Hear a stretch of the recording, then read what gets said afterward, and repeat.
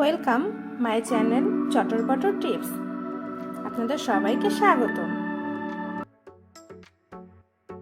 প্রথমেই 3 টেবিল চামচ তেলের মধ্যে আমি হাফ কাপ পেঁয়াজ দিয়ে দিব আর 8-10টা মরিচ দিয়ে দিব।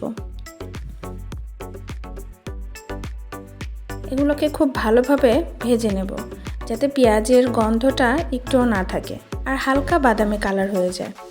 তখন আমি এখানে মশলা অ্যাড করব।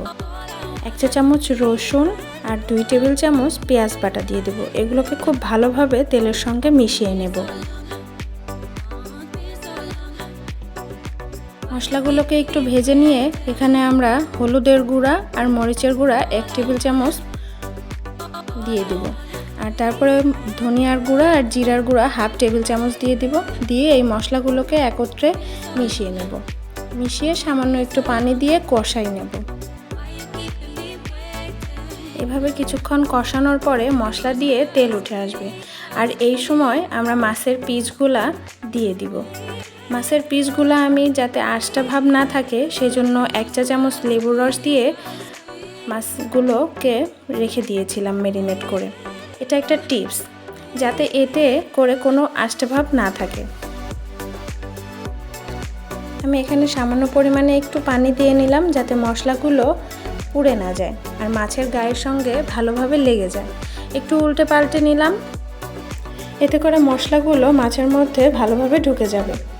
এভাবে কিছুক্ষণ কষিয়ে নেওয়ার পরে মাছের ঝোলের জন্য আমি এখানে 1 কাপ পরিমাণ পানি দিয়েছি। এভাবে আমি 5 থেকে 6 মিনিটের মতো জাল করে নিব। এরপর আমি এখানে একটা মশলা দিব। সেই মশলাটা আমি তৈরি করেছি।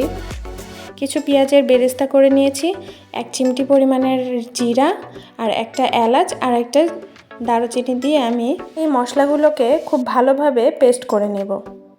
চুলা থেকে নামানোর ঠিক 2 মিনিট আগে এই মশলাটা আমরা দিয়ে নেব এবং দিয়ে আমরা 2 মিনিট জাল করে নেব। এতে করে ঝোলটা অনেকটাই ঘন হয়ে আসবে এবং টেস্টটাও দ্বিগুণ বেড়ে যাবে।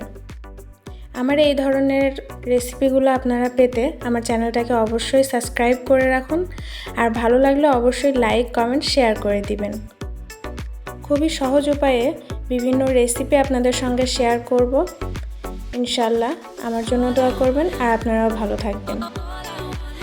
আমার ঝোলটা অনেকটাই গাঢ় হয়ে গেছে, দেখে বুঝতেই পারছেন। আমি এই সময় চুলাটা বন্ধ করে দিয়েছি আর এই হচ্ছে আমার মাছের ঝোল, রুই মাছের ঝোল। আর এটা খেতে অনেক মজা হয়েছিল। আপনারা বাসায় একবার ট্রাই করে দেখলে আপনারা বুঝতে পারবেন এটা আসলে কতটা মজাদার হয়। মাছ ভাজা ছাড়াও যে এত টেস্টি হতে পারে আপনারা রেসিপিটা ফলো করলে বুঝতে পারবেন। আজকে এই পর্যন্ত। আল্লাহ হাফেজ। ভালো থাকবেন, সুস্থ থাকবেন।